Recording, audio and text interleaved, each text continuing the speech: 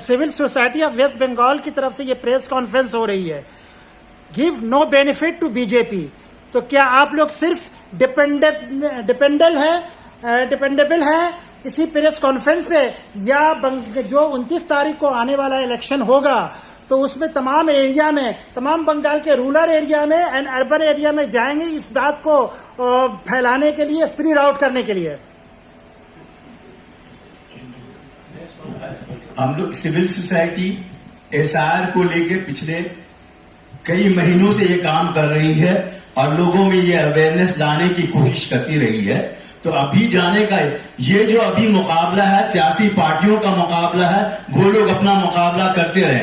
Civil society is the watchdog of civilization, civil society is the watchdog of community, civil society is the watchdog of state. तो हम लोग जब देखते हैं कि जो एबेरेशन हो रहा है, जब कोई भी समाज, कोई भी ताकतवर पावरफुल हुक्मरान जो है वो रास्ते से गलत राह पे भटक रहा है, तो हम लोग उनको राह दिखाने के लिए आगे बढ़ते हैं। हमारा काम पकड़ के किसी को वोट दिलवाना नहीं है, हम लोग सिर्फ लोगों का कलेक्टिव कॉन्शियंस को जगाना चाह रहे हैं कि देखिए आप कैसा समाज बनाना चाहते हैं। आप एक हेल्दी सेहतमंद समाज बनाना चाहते हैं जहां हिंदू, मुसलमान, क्रिश्चियन, सिख सब मिल करके हम आहंगी के साथ रहते हैं, वो गंगा जमनी तहजीब के साथ। ना आप एक ऐसा समाज बनाना चाहते हैं जहां रोजाना दंगा और फसाद होता रहे और मजहब की बुनियाद पर लोगों का कत्ल किया जाए और जुबान की बुनियाद पर डेली लिंचिंग किया जाए। ये कोई और गोश्त खाने के जुर्म में उनके घर में घुस करके, फ्रिज में घुस करके आप ये करें, दिस इज नॉट फेयर। तो इसीलिए हमारा काम ये नहीं है कि हम इंटरवेंशन, हम सिविल सोसाइटी का काम ये है कि लोगों के जो गुड कॉन्शियंस है, उन लोगों का जो अच्छा चीज होता है, स्पिरिट होता है, उसको जगाने का काम करती हैं। तो हम लोग यही जगाने का काम कर रहे हैं। हम पॉलिटिकली गांव में जाके, देहात में जाकर के हम लोग ये नहीं कर रहे हैं कि पार्टी का प्रचार कर रहे हैं किसी का, वो हम नहीं करते हैं, ये हमारा काम भी नहीं है।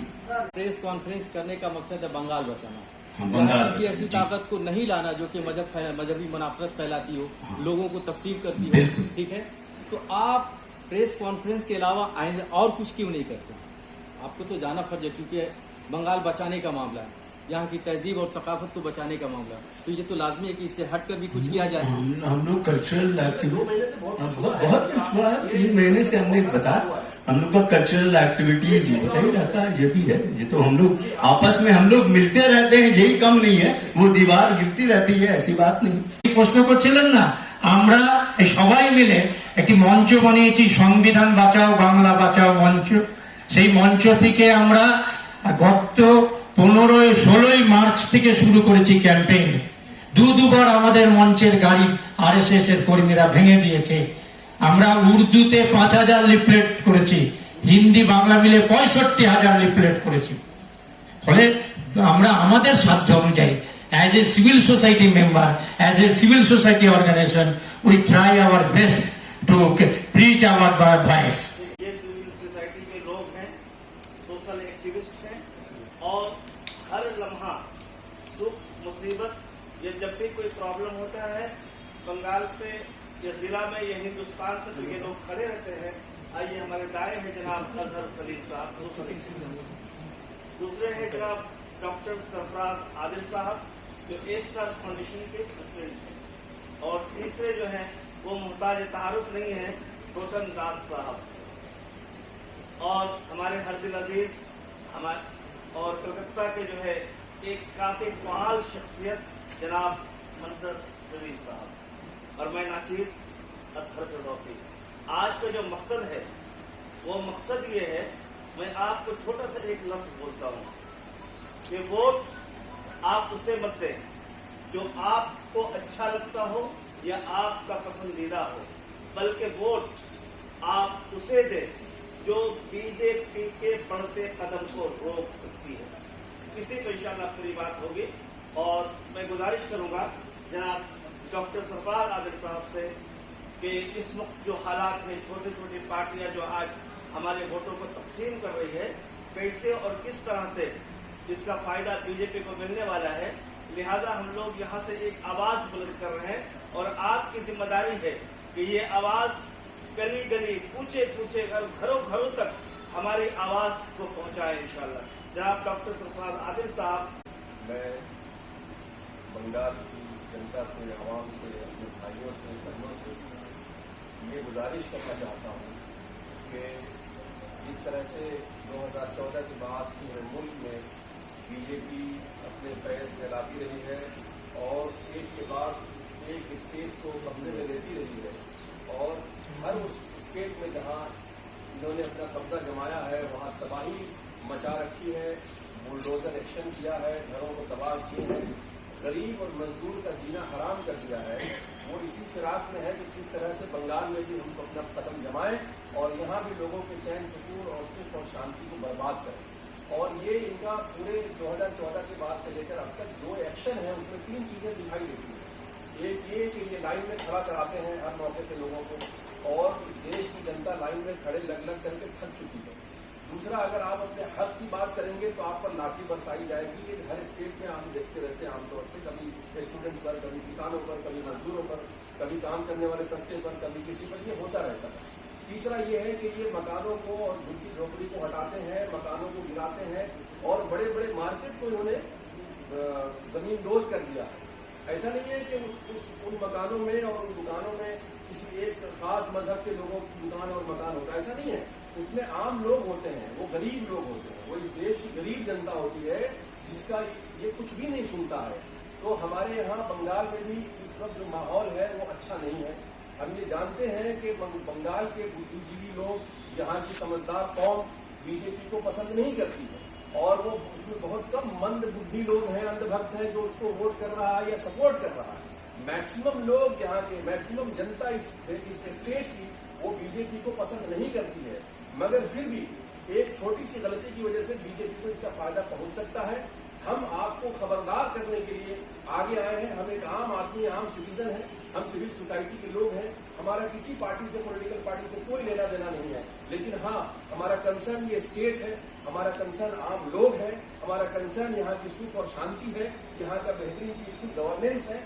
हम इसके लिए बहुत ज्यादा कंसर्न है। इसलिए हम आपके सामने आकर आज ये बात रख रहे हैं कि आपकी ये गलती, अगर आपने सिर्फ इसलिए किसी कैंडिडेट को वोट करना शुरू कर दिया है कि वो आपको अच्छा लगता है, वो पार्टी आपकी आइडियोलॉजी उस पार्टी की अच्छी लग रही है और इस तरह से आपके वोट का डिवीजन होता है और फिर इसी डिवीजन की वजह से बीजेपी जीत कर आती है और खुदा न खास्ता वो पावर में आ जाती है, पावर के करीब भी पहुंच जाती है। तो आप जानते हैं कई सारे स्टेट में हॉर्स ट्रेडिंग इन्होंने कर रखा है, इनके पास एक्सपीरियंस है इस बात का।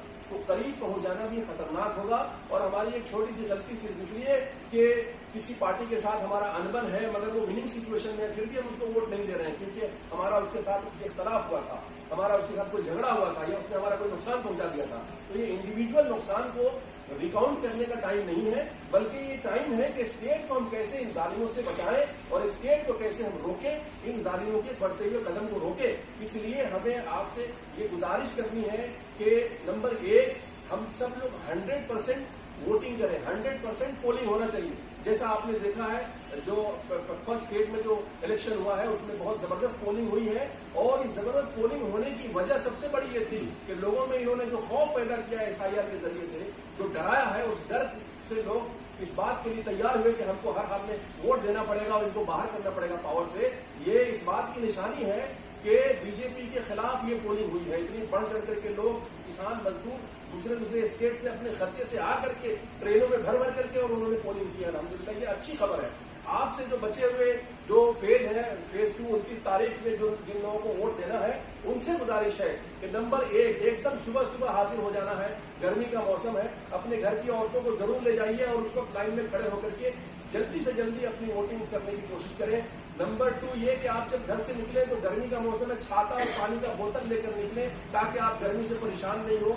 नंबर 3 ये कि आपको जरूर इंश्योर करें कि हमारे नाम का वोट कोई और प्रॉक्सी वोटिंग तो नहीं हो रही है, इसके भी चांसेस हैं, उसको भी हम हरगिज़ होने नहीं देंगे। और चौथी बात यह है कि जब आप पोलिंग स्टेशन पर हो और वोट कर रहे हो तो आमतौर से दोपहर के बाद कुछ माहौल खराब होता है, उस माहौल को खराब होने नहीं देना है। वहां पे बहुत संयम से काम लेना है। जो कंप्लेन है वो सेंट्रल फोर्सेस को जाकर पहुंचाना है, नहीं कि खुद उलझ जाना है। अगर कोई वहां उलझने की कोशिश करे तो आपको उलझना नहीं है, बल्कि सेंट्रल फोर्सेस को कंप्लेन करना है, वो लोग उसको हैंडल करेगा। ये छोटी छोटी चीजें हैं जिसका अगर हमने ख्याल रखा, हम उस पार्टी को वोट देंगे जो बीजेपी को रोक सकती है, उस कैंडिडेट को हम जिताएंगे जो बीजेपी को रोकने में कामयाब दिखाई दे रही है पूरे स्टेट में, जिसके पास ये पावर है, जिसके पास ये फैसिलिटी है। और सिर्फ इस बुनियाद पर कि हमारे पसंद का कोई कैंडिडेट है या हमारा मुस्लिम पार्टी करने वाला कोई आ गया है, खड़ा हो गया है टिकट लेकर के, जीतता उतना नहीं है कि 2-4-5 वोट लेकर के बीजेपी को फायदा पहुंचाने के लिए आ जाता है लोग। तो इसका पूरा ख्याल रखना है और वोट को बढ़ने नहीं देना है, वोट को बर्बाद नहीं होने देना है। अगर आज हमने थोड़ी सी बेवकूफी कर ली अपने ईगो के लिए, तो हम आने वाली नस्लों के लिए तबाही के दिन देखेंगे। ये कैंसर जैसा मर्ज है, जहां लग जाता है वहां से जल्दी जाता नहीं है। आप देख रहे हैं कि जिन स्टेट्स में इनकी सरकार बन चुकी है, उन्होंने पूरी मशीनरी को इस तरह सेट कर रखा है कि जितने जुल्म कर ले वहां, उस जुल्म के बावजूद इनकी सरकार वहां से जाती नहीं है। 20 साल सरकार रहने के बाद भी 90% इनका स्ट्राइक रेट हो रहा है। ऐसा मुमकिन नेचुरली होता नहीं है, इसलिए इनके पैर जमे नहीं। उसके लिए हमें ये बात फॉलो करना है और इस मैसेज को ज्यादा से ज्यादा लोगों तक पहुंचाना है, इंडिविजुअल तक पहुंचाना है, गांव से लेकर शहर तक, हर घर में और हर फर्द तक की आवाज पहुंच जानी चाहिए कि हमें अपने वोट बर्बाद नहीं करने हैं, वोट डिवाइड नहीं करने हैं, हमें उसी पार्टी को वोट करना है जो बीजेपी को रोक सके। फोर्सेस का इलेक्शन से कबल आ जाना, बूथ स्लिप जो पहले कालपुरान बांटा करते थे पार्टी के, अब वो बिलों के जरिए डिस्ट्रीब्यूट किया जाना, उसके अलावा 72 बंद गाड़ियों का गश्त कराना और वोटों की आवाज SIR में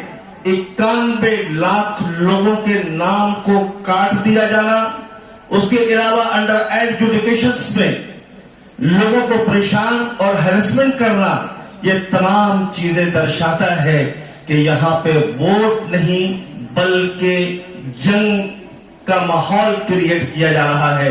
यकीन माने अगर हम लोगों ने मुत्तहिद होकर एक साथ बीजेपी के खिलाफ, जो पार्टी जहां जीत रही है मजबूत पोजीशन में है, इस वक्त हमारा मिशन, हमारा विजन सिर्फ यह होना चाहिए कि बीजेपी के बढ़ते कदम को रोकना है।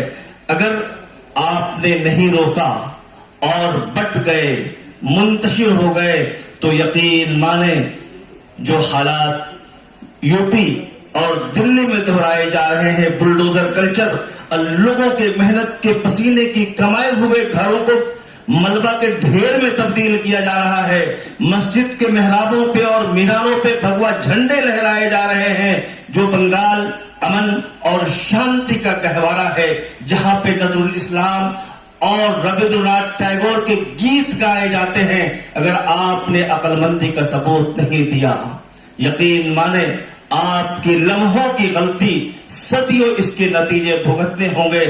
आने वाले जनरेशन का मुस्तकबिल तबाह होगा। बंगाल के अमन पसंद और बाशऊर शहरियों, आज हम आपके सामने किसी सियासी जमात के नुमाइंदे के तौर पर नहीं, बल्कि एक फिक्रमंद शहरी और सिविल सोसाइटी के एक जिम्मेदार रुकन के तौर पर हाजिर हुआ हूं।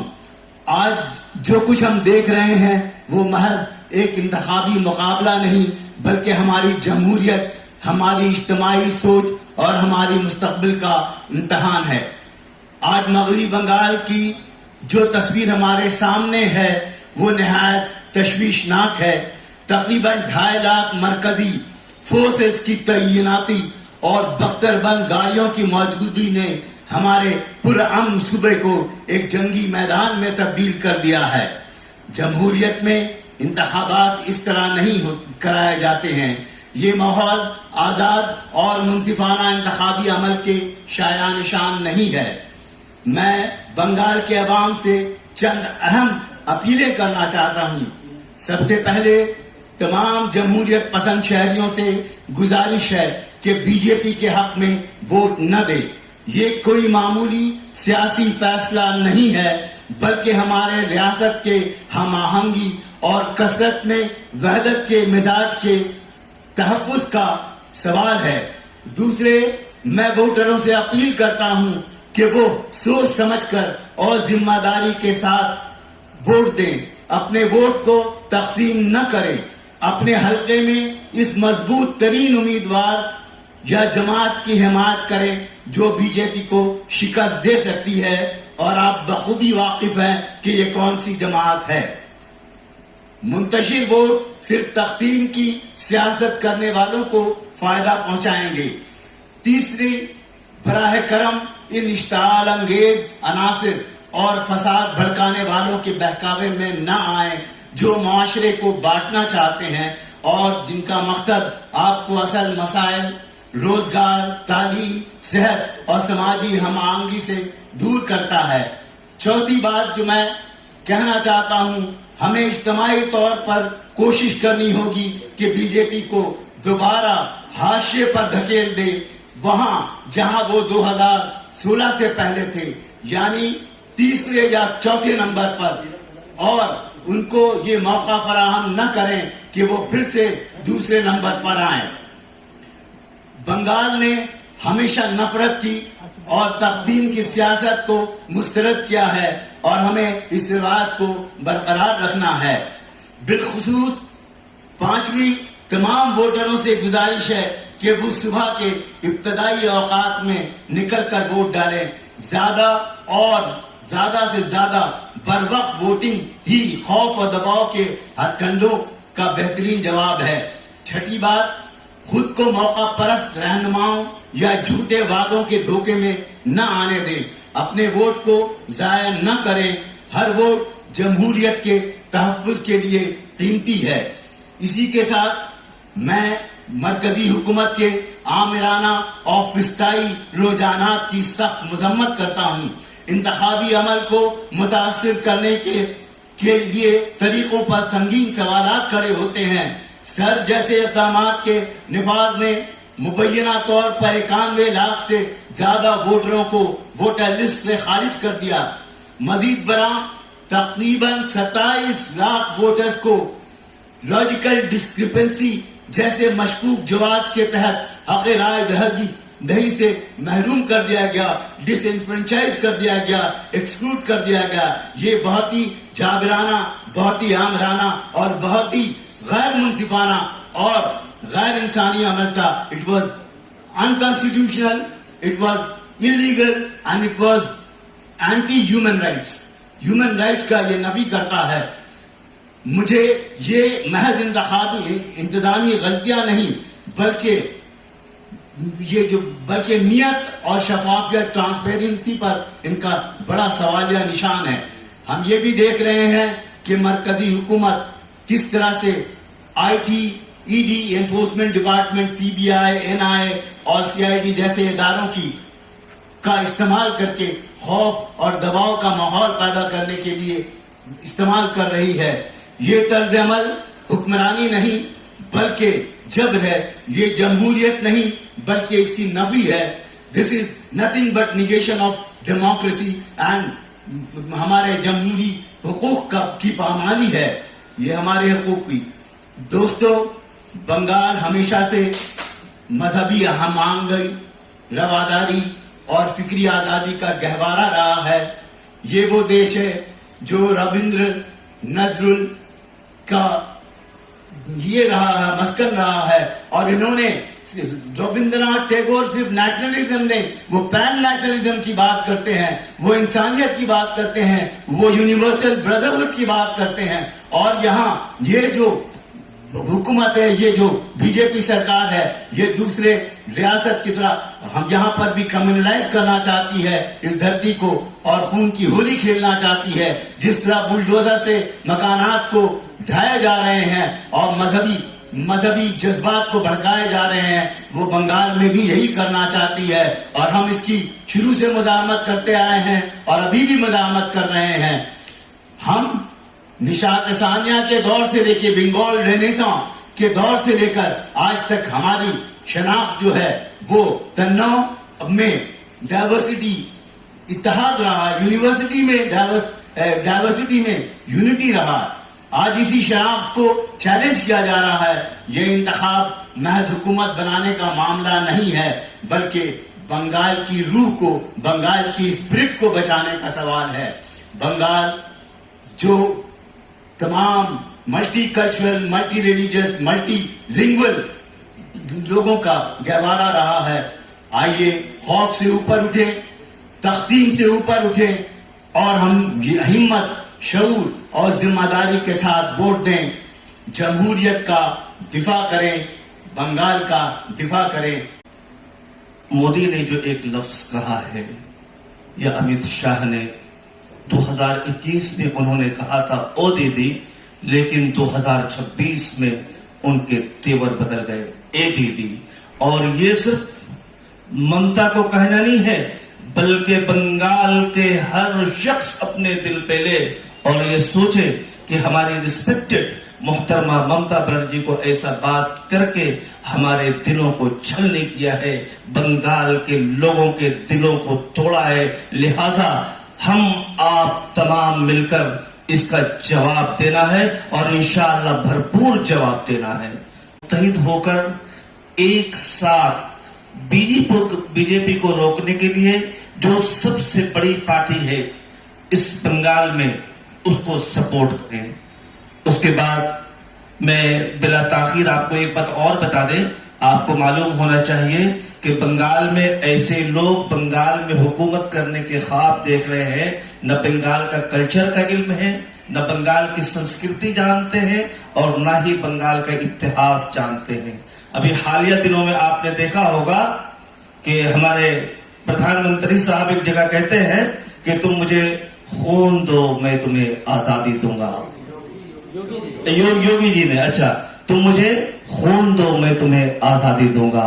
और ये ऐसे लोग हैं, ये स्लोगन सुभाष चंद्र बोस का था, लेकिन उनको ये भी इल्म नहीं है कि किसने कहा। उन्होंने जो है स्वामी विवेकानंद के माथे कर दिया। इनकलाब की जमीन है और इस वक्त जो वोट या इलेक्शन लड़ी जा रही है, आप यकीन माने वो किसी एक पार्टी के साथ नहीं बल्कि बंगाल के अवाम को हराने की कोशिश है। लिहाजा मेरी बंगाल की अवाम से गुजारिश है, तमाम बंगाल में बसने वाले हर उस माँ बहन भाई से गुजारिश है कि खुदारा आप जरा सोचें, अपने बच्चों का मुस्तकबिल की फिक्र करें। ऐसा ना हो कि आपके लम्हे की गलती सदियों हमें इसका खमियाजा भुगतना पड़े। लिहाजा पहली फुर्सत में अपना वोट जाकर डालें और कबल इसके कि खाना पकाने का झमेला न रखें। एक दिन पहले खाना बना लें, घरों में जो है फास्ट फूड का इंतजाम कर लें, लेकिन आपको वोट देना है। क्योंकि आपका एक वोट कीमती है, वो हमारे बच्चों के मुकद्दर का फैसला करेगा।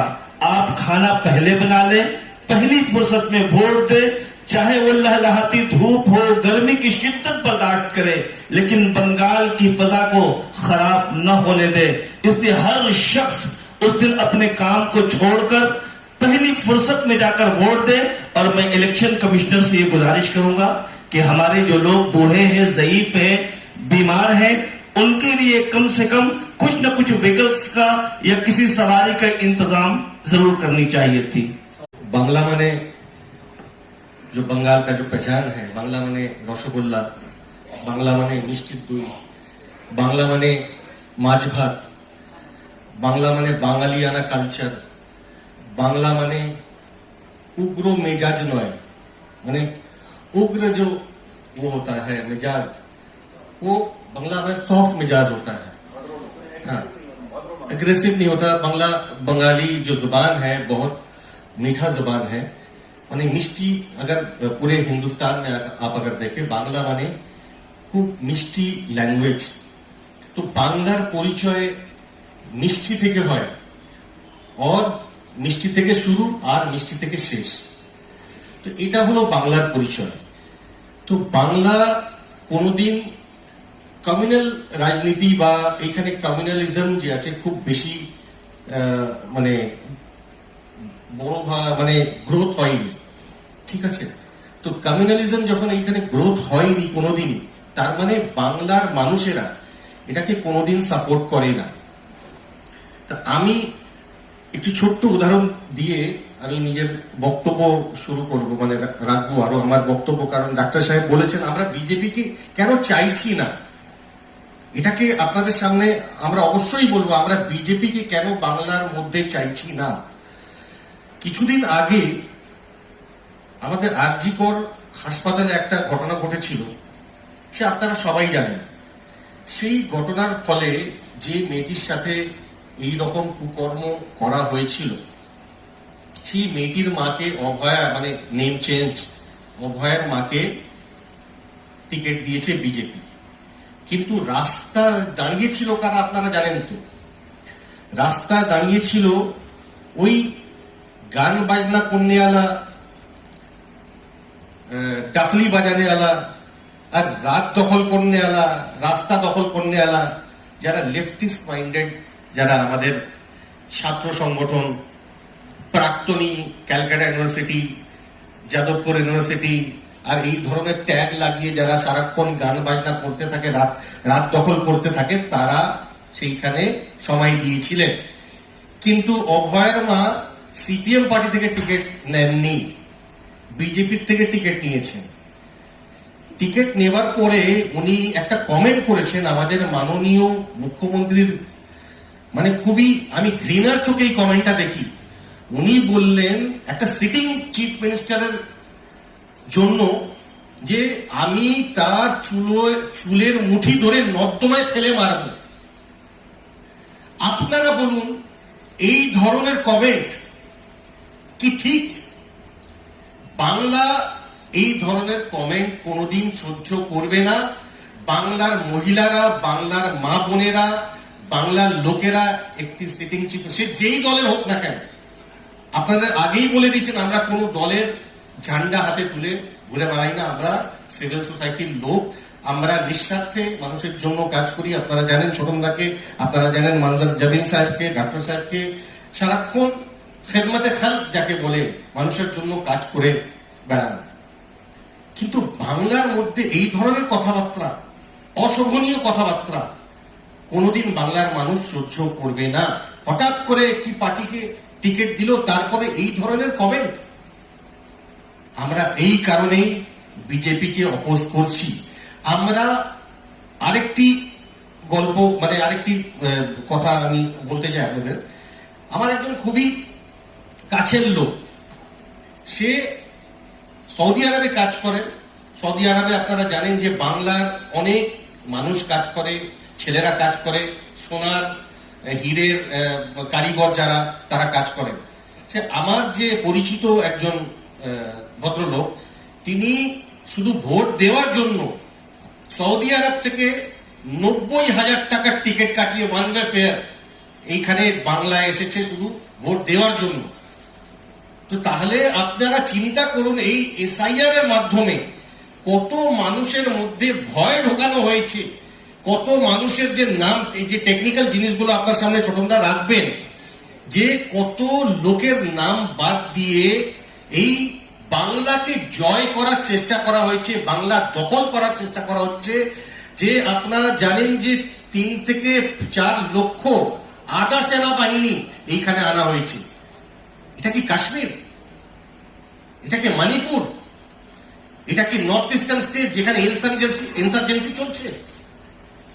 তাহলে বাংলাকে দখল করার জন্য এত মরিয়া কেন বিজেপি? যে হেলদি ডেমোক্রেসি কাকে বলে? হেলদি ডেমোক্রেসিতে অপোজিশন থাকবে, অপোজিশন আওয়াজ তুলবে।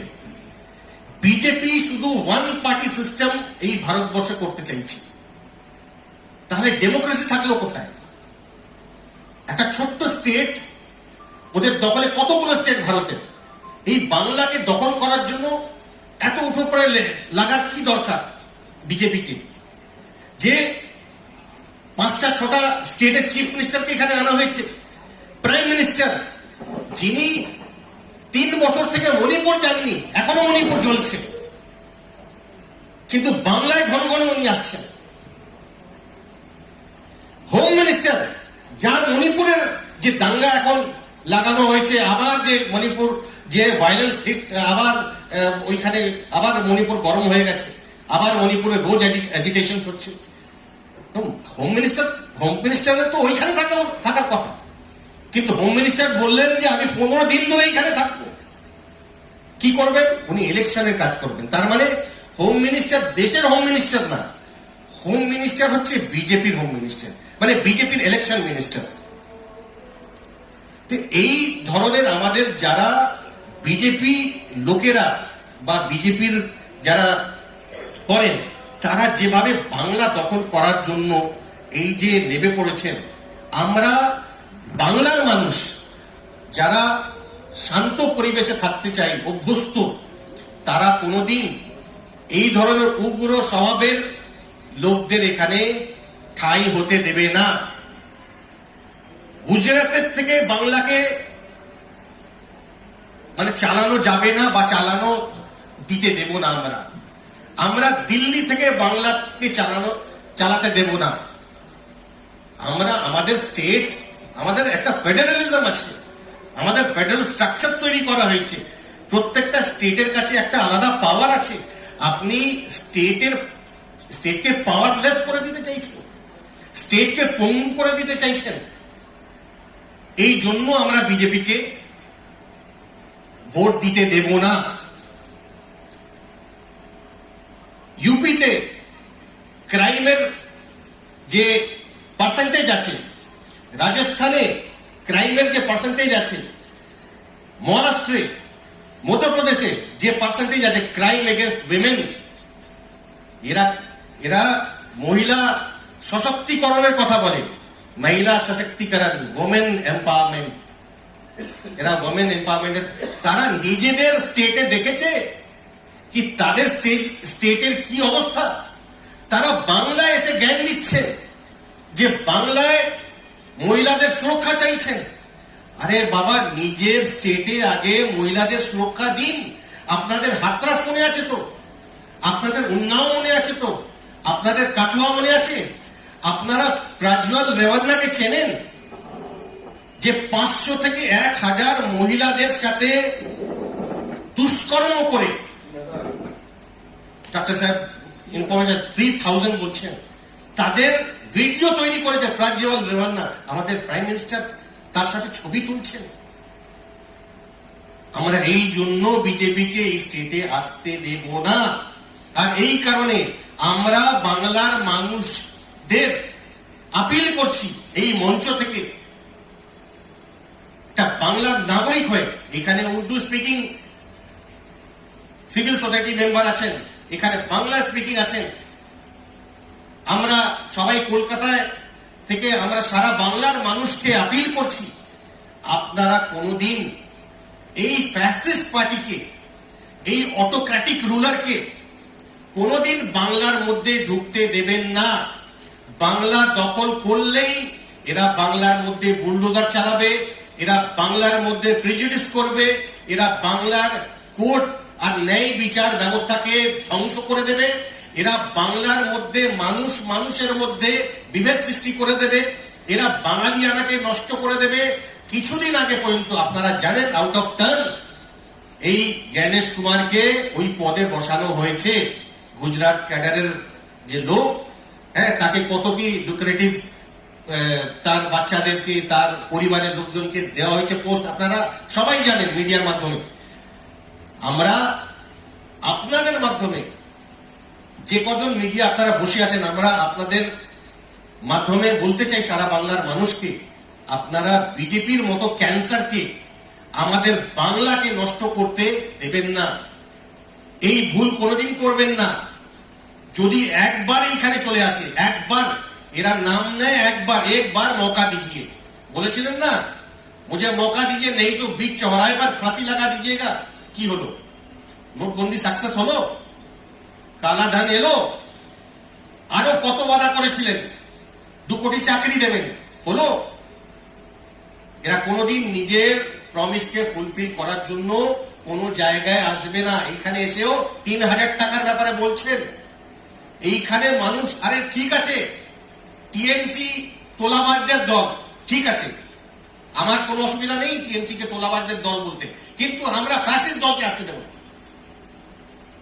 আমরা ফ্যাসিজমকে কোনোদিন এইখানে মানে পলটনে নেই দেंगे, গ্রোথ করতে দেব না। আমরা ফ্যাসিজমকে তোলাবাজি করব, তার বিরুদ্ধে আমরা লড়াই করব।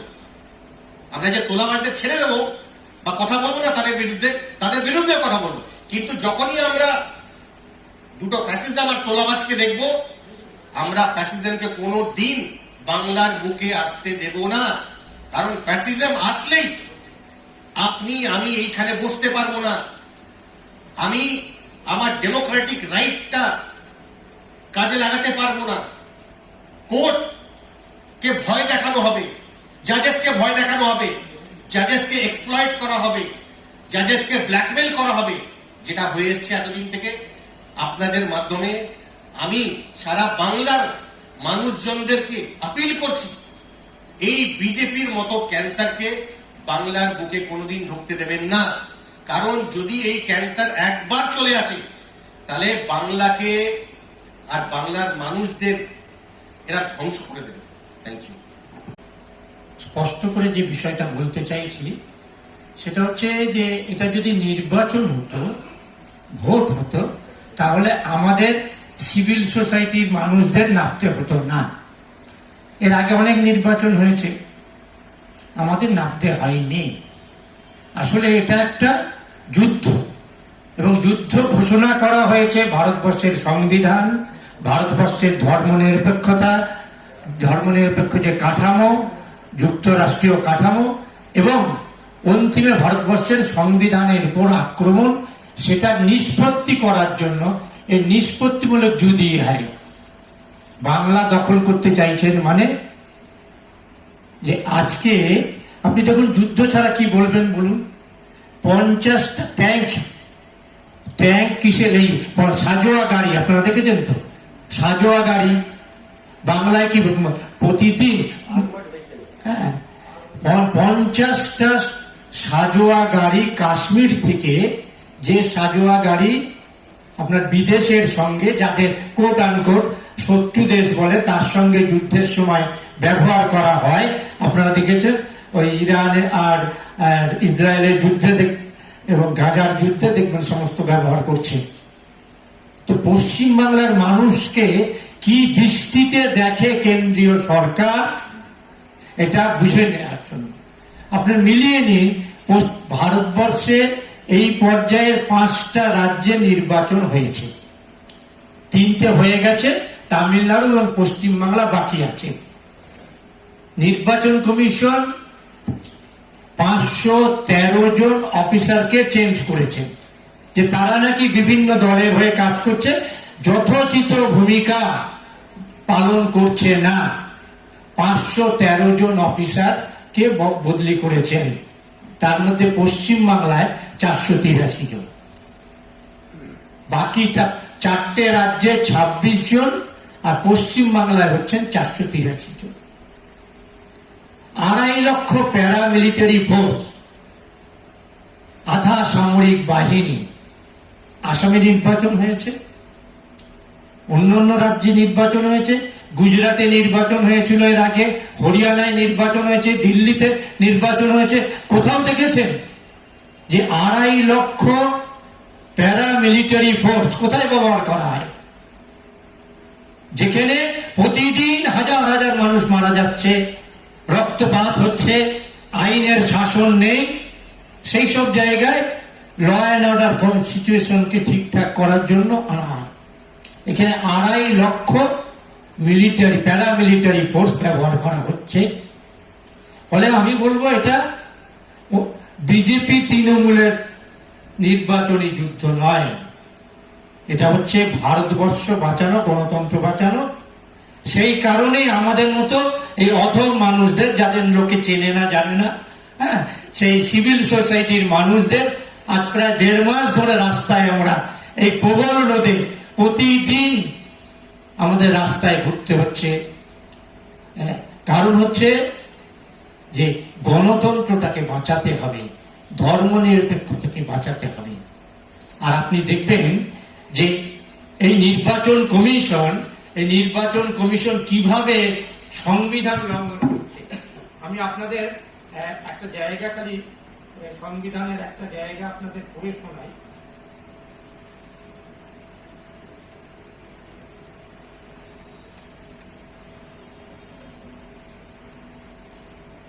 আমাদের নির্বাচন কমিশন কথায় কথায় বলছেন না, আর্টিকেল 325, 325, আর্টিকেল 325, 326, 327 এইগুলো বলছেন তো।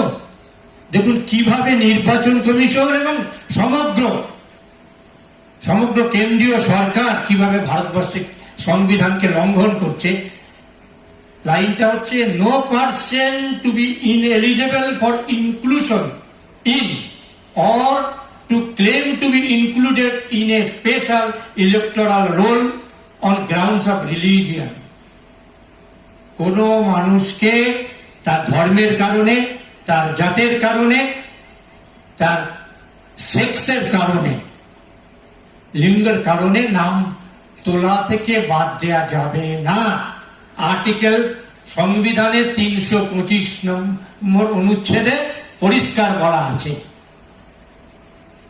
এই সাভার ইনস্টিটিউট তারা দেখিয়েছেন এই যত নাম বাদ গেছে তার মধ্যে 61 লক্ষ হচ্ছে মহিলা। ওটা ভাবুন, সংবিধান বলছেন সেক্স অনুযায়ী কাউকে বাদ দেয়া যাবে না। এরা প্রচন্ড নারী বিদ্বেষী দেখে 61 লক্ষ, 1,24,00,000 মধ্যে 61 লাখ মহিলাদের নাম বাদ দিয়ে দিয়েছে। এবং দেখবেন নাম বাদের যে তালিকা, তাতে মুসলিম প্রধান 5টা জেলা যত নাম বাদ গেছে তার 50%-এর উপরে, 50% উপরে। আমি মানবাধিকার কর্মী, নির্বাচনে দাঁড়াই না, দাঁড়াবো না, ফলে মুসলিমদের আমি ভোটার হিসেবে দেখি না, নাগরিক হিসেবে দেখি। মুসলমানদের পক্ষে কথা বললে ভোটে দাঁড়িয়ে বিশেষ সুবিধে পাওয়া যাবে এইরকম কোনো সুযোগ নেই। মানজার সাহেব উর্দুতে বলছিলেন, আর এই উর্দু ভাষাকে বিদেশি ভাষা বলছেন, আর উনি বলছেন আপকি বাবার মোদী সরকার। সরকার কথাটাও তো উর্দু, সরকার কথাটাও উর্দু। জানেন না মূর্খের দল। সুকান্ত মজুমদার কথাটাও উর্দু কথা, মিলিয়ে নেবেন। একটা মূর্খের দল, দানবের দল। সমস্ত রাজনৈতিক দলের গণ আন্দোলনের ইতিহাস আছে, কমিউনিস্টদের গণ আন্দোলনের ইতিহাস আছে, কংগ্রেসের গণ আন্দোলনের ইতিহাস আছে, আর এই দলটার বেঈমানি করার ইতিহাস আর নারী নির্যাতনের ইতিহাস। ফলে আমি বলবো যে আমাদের কাজ, এটা গণতন্ত্র বাঁচানোর কাজ, এটা যুক্তরাষ্ট্রীয় কাঠামো বাঁচানোর কাজ। আমি বলি কোন সরকারই পবিত্র নয়, পবিত্র সরকারও পবিত্র নয়, আমি সে প্রশ্নে যাচ্ছি না। কিন্তু প্রশ্নটা হচ্ছে, যারা এটাকে খালি বিজেপি এবং টিএমসির মধ্যে লড়াই হিসেবে দেখছেন, তারা আজকে ভারতবর্ষের বিপদকে ছোট করে দেখছেন বা দেখতে পাচ্ছেন না। আমি এই স্লোগানের সঙ্গে 100% একমত। আমি বলবো ইতিহাসে সিরাজদৌল্লা সঙ্গে যারা বেঈমানি করেছিলেন, সিরাজ সম্পর্কে নানা তার দুর্বলতা তুলে ধরে যারা বিরোধিতা করেছিলেন, তারা সেদিন বোঝেননি যে সিরাজের সঙ্গে বিরোধিতা করাটা, সিরাজের সঙ্গে বেঈমানি করাটা আসলে ভারতবর্ষের সঙ্গে বেঈমানি করা হয়েছিল। সেদিনও জগৎ শেঠ টাকা নিয়ে হাজির হয়েছিল, আজও সেই জগৎ শেঠরা আছে। কেউ কেউ ধরা পড়েছে, ওটা আমি বলি হিমশৈলের চূড়া মাত্র, হিমশৈলের টিপ অফ দ্য আইসবার্গ। ফলে আমাদের কাছে জনগণ আছেন, আমাদের কাছে গণতন্ত্র আছে, আমাদের কাছে সত্য আছে। এবং এরা মুসলিম বিদ্বেষী শুধু না, এরা নারী বিদ্বেষী, আদিবাসী বিদ্বেষী, দলিত বিদ্বেষী। যে 91 লক্ষ লোকের নাম বাদ গেছে, আপনি দেখবেন তদন্ত করে, এরপরেই নিশ্চয়ই বেরোবে, ভোটের পরে বেরোবে যে অধিকাংশই হচ্ছে হত দরিদ্র মানুষ। যে মানুষের গঙ্গা ভাঙড়ে বাড়ি চলে যায়, সে প্রাণ বাঁচাবে। বন্যার জলে সুন্দরবনে যে মানুষের বাড়ি চলে যায়, সে তখন তার নিজের যান বাঁচাবে না, কাগজ বাঁচাবার চেষ্টা করবে। আদিবাসী মানে ভারতবর্ষের প্রাচীনতম নাগরিক। তুমি তাদের কাছে কাগজ চাইছো, কত বড় স্পর্ধা তোমার। বাংলার মানুষের কাছে আমাদের আবেদন, বিজেপির বিরুদ্ধে এবারে নির্বাচন হোক, গণভোট। ইতিমধ্যে আপনারা দেখেছেন 92-93% আমার মা বোনেরা সবচেয়ে এগিয়ে আছেন। এই গণভোট দিন, বিজেপির বিরুদ্ধে গণভোট দিন, এমন শিক্ষা বিজেপিকে বাংলার মানুষ দেবে যে এটা আগামী দিনে অন্য কোন রাজ্যের উপর আক্রমণ করার সাহস না পায়।